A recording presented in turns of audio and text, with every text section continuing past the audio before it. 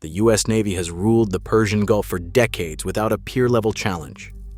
That calculus may have just shifted. China has delivered Iran the CM-302, a supersonic anti-ship missile that closes on its target at Mach 3, sea-skimming, carrying a warhead heavy enough to mission-kill a carrier. 2 American strike groups now sit within its range, and the missile is only the beginning of what China has transferred.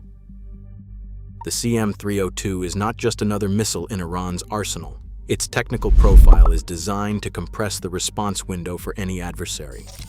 At launch, a solid propellant booster ignites, pushing the missile clear of its canister or aircraft. Within seconds, the ramjet sustainer takes over, propelling the missile to cruising speeds approaching Mach 4.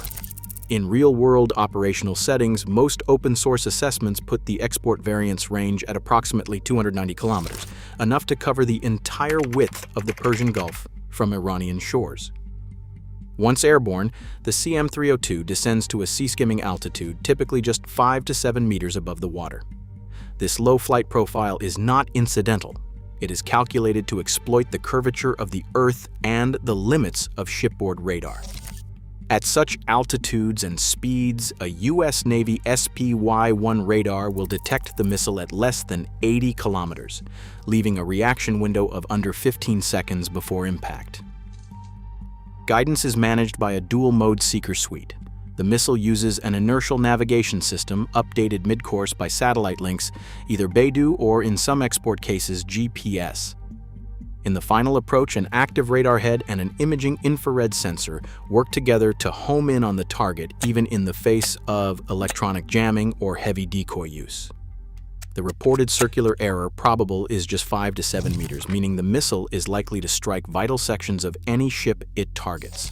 The warhead itself weighs around 250 kilograms, engineered to punch through the decks of large surface combatants and inflict mission-kill damage. In saturation attack scenarios where multiple CM-302s are launched in close succession, even the most advanced layered defenses face the risk of being overwhelmed. The combination of speed, low altitude, and sensor resilience forces adversaries to contend with a threat that is both difficult to spot and even harder to stop. Iran's rapid leap in missile capability rests on more than just hardware. Chinese defense industrial firms have quietly supplied Iran with a stream of dual-use microelectronics, navigation modules, and sensor packages that close long-standing gaps in Iranian technology. Open-source customs data and cyber forensics reports from 2025 and 2026 identify hardened semiconductors and high-temperature microprocessors, components essential for the CM-302's ramjet engine control, onboard guidance, and resilience under extreme acceleration. These are not standard commercial chips, but military-grade, radiation-hardened processors designed for high-speed flight and electronic warfare environments. Navigation accuracy depends on encrypted Beidou 3 satellite modules, which offer jam-resistant positioning updates for both missiles and drones. Unlike GPS, Beidou's export-grade receivers allow Iran to bypass Western signal restrictions and maintain precision even under electronic attack. Iranian missile guidance computers, patched after a June 2025 malware incident, were found to contain Chinese origin chipsets and Beidou navigation firmware, confirming the depth of integration. Sensor packages, also sourced from Chinese suppliers, include compact active radar arrays and imaging infrared sensors. These enable the CM-302 and its variants to track targets in cluttered maritime environments and resist decoy or jamming attempts. For wider situational awareness, Chinese satellite-based intelligence, surveillance, and reconnaissance links provide real-time tracking of U.S. naval movements across the Persian Gulf and the Gulf of Oman. Open-source analysis of satellite passes in late 2025 counted over 500 Chinese civilian and military satellites relaying data to Iran's command network, tightening the kill chain that links detection, targeting, and missile launch. Anti-satellite sensor modules delivered under dual-use export licenses add another layer by threatening adversary space assets, further complicating U.S. surveillance and targeting. These electronics are not simply bolted onto missiles, they form the backbone of a system of systems approach, allowing Iran to network launchers, submarines, unmanned aerial vehicles, and command centers into a coherent anti-access area denial web. Each Chinese shipment, each software update incrementally transforms Iran's ability to deter, detect, and, if necessary, strike at U.S. forces in the Gulf. On February 16, 2026, satellite images captured a Kilo-class submarine emerging from dry dock at Bandar Abbas, revealing a new cylindrical structure amidships, a clear sign of vertical launch system installation. This retrofit, confirmed by Russian Defense Ministry publications, allows Iran's Navy to launch CM-302 missiles while submerged, extending their strike envelope deep into the central Persian Gulf. The cold launch mechanism, adapted from the Russian Uragan system, enables the submarine to fire up to 4 missiles per patrol, each from pressure-rated cells designed for operations at depths up to 150 meters. Acoustic and infrared signatures from recent naval exercises show the distinctive short burst and heat plume of a supersonic missile launch, matching open-source data on the CM-302's booster to ramjet transition. Along the coast, clusters of mobile missile batteries mounted on 8x8 vehicles derived from the BTR-60 chassis have been tracked by commercial satellite firms near Karg Island and Bushehr. These launchers can reposition within minutes, dispersing after firing to avoid counterstrikes. Leaked IRGC doctrine describes deploying 3 to 5 batteries per sector, each able to salvo 6 CM-302s in under 30 seconds. This mobility, combined with the stealth of submerged launch, makes it nearly impossible for adversaries to preemptively target all firing positions. The IRGC Naval Command, now networked with Chinese satellite ISR and Russian reconnaissance flights, coordinates these assets as a single, flexible strike web, laying the groundwork for saturation attacks that overwhelm traditional naval defenses. A coordinated saturation attack begins with the USS Gerald R. Ford and USS Abraham Lincoln Carrier strike groups positioned in the Central Gulf, both operating under standard air defense protocols. At 4:17, Iranian command issues a launch order. Within 30 seconds, mobile coastal batteries near Karg Island and Bushehr, along with at least 1 Kilo-class submarine submerged off the continental shelf, fire a combined salvo of more than 30 CM-302 missiles. Each missile approaches at Mach 4, hugging the sea surface to minimize radar exposure. The Aegis combat systems aboard the Ford and Lincoln, along with their escort cruisers and destroyers, scramble to process hundreds of radar returns. SPY-1 radars detect the incoming wave at under 80 kilometers, less than 15 seconds from impact. The system prioritizes threats, launching SM-6 interceptors and activating close-in weapon systems.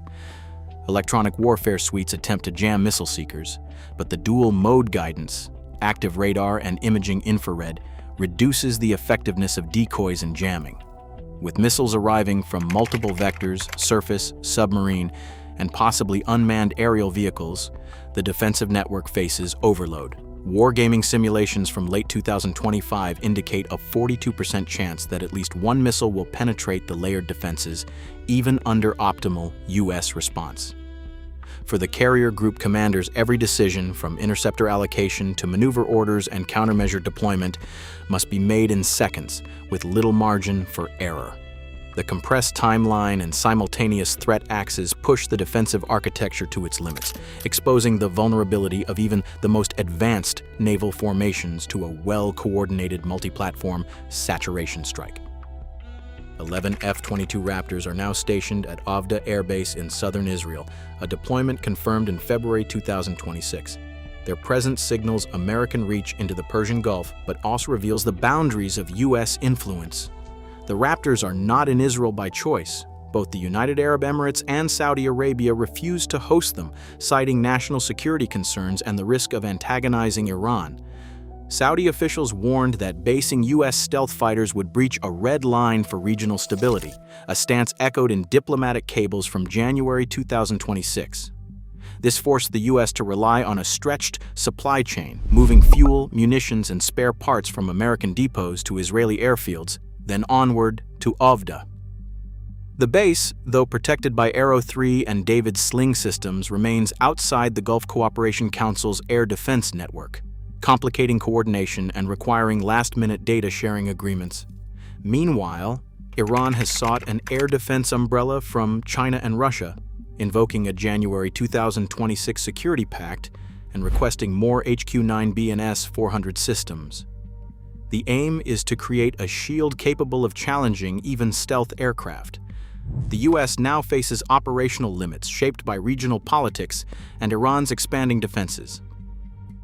On January 10, 2026, senior diplomats from China and Iran gathered at the Iranian Foreign Ministry in Tehran to sign a new security clause, formalizing what had been an informal alignment into a legally recognized partnership. The official communiqué was released 2 days later and outlined a mutual assistance framework in the event of external aggression. The language was carefully chosen to avoid the obligations of a full military alliance, yet it was strong enough to signal unified intent.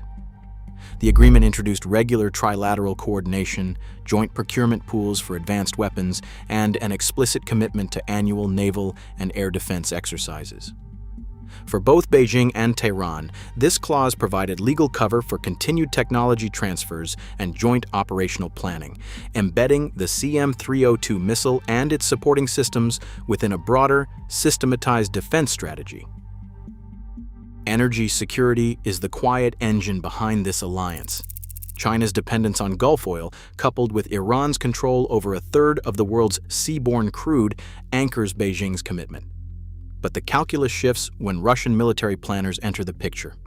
Moscow now supplies not only submarine retrofits, but also real-time reconnaissance from Il-78M patrols and intelligence links that feed directly into Iran's command network. This integration means any U.S. strike risks, triggering a coordinated response across 3 capitals.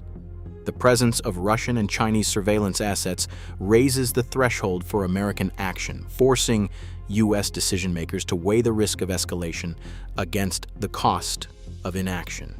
In this new environment, even a limited U.S. attack could spiral, as the tripartite backing blurs the line between regional deterrence and global confrontation. Today, every CM-302 deployed in Iranian batteries means U.S. carrier groups face a real anti-access and area denial threat, supersonic, sea-skimming, precision-guided. As system of systems integration accelerates, the cost of intervention rises sharply. In this new balance, deterrence is engineered, not assumed. The calculus has changed, and so has the risk.